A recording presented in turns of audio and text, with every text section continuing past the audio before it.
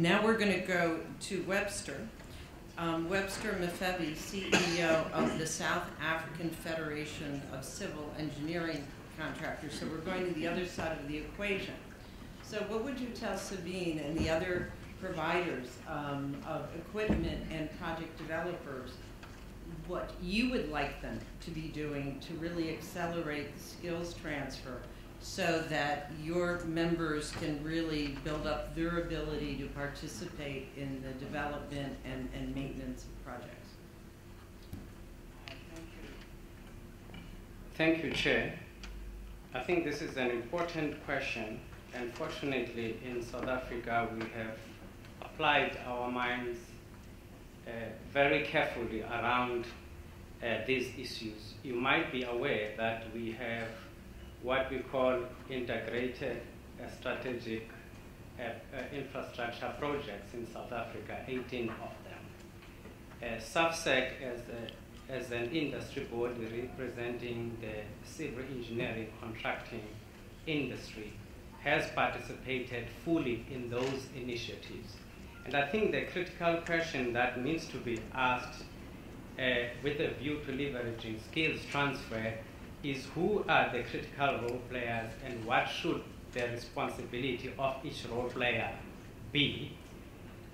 First of all, you need employers, both in the public and private sector.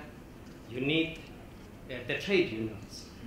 You need the colleges and universities. You need voluntary associations and professional bodies. In tackling the issue of the role which the employers, both in the private and the public sector, should play, it is that of offering quality workplace learning opportunities with or without grants from funding authorities. In this instance, in South Africa, the funding authorities are the SETAs, Sector Education and Training Authorities.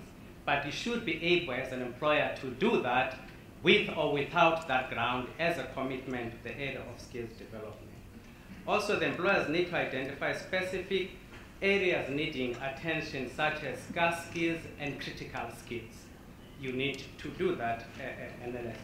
Also, to invest in corporate social responsibility and also departmental funding alone as an employer, both in the private and public sector, to undertake skills development and in those projects that support the identified needs.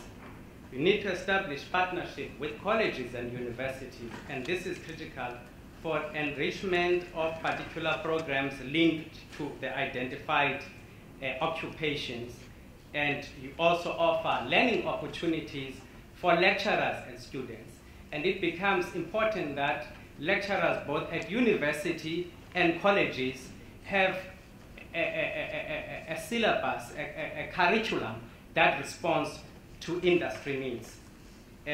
Practical participation in occupational teams that relate to the critical scarce skills needed for the particular sector of the economy. And of course, as I've said, we need to work with funding authorities such as the SETAs to improve the capacity to deliver timeously the grants intended to transfer and develop skills to the intended. And the role of trade unions is important. They should not be left out of this equation. They should be able to nominate skilled people to participate in skills development initiatives and forums to enhance the national development goals. And also they have a responsibility to welcome employees and ensure those employees are exposed to quality and credible learning opportunities in the workplace. And also of critical importance, they need to grasp every opportunity provided for learning opportunities.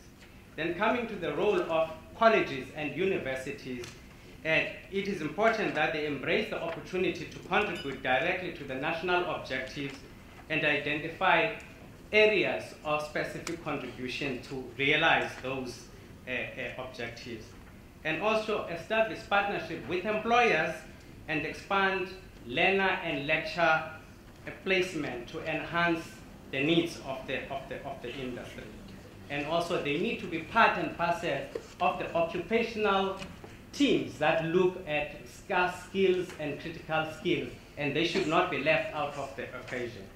And lastly, I think the role of voluntary associations and professional bodies is important to support the skills development initiative, and in particular, encourage their members to invest and also monitor skills development initiatives that they conform to the stated national goals. Thank you. That would be a contribution practical. Well, before we go on to our third speaker, I can't help but remark that there is a common theme from the last session to this, which perhaps we could just use the word standardization. You know, really drawing the connects between what we need for successful project development and finance and developers to the actual educational systems, and making sure that the governments and the funding mechanisms support that relationship. So I thought that was really, you guys were great bookends, and we thank you. Doing business in Africa. You can't afford to be without Africa Investor.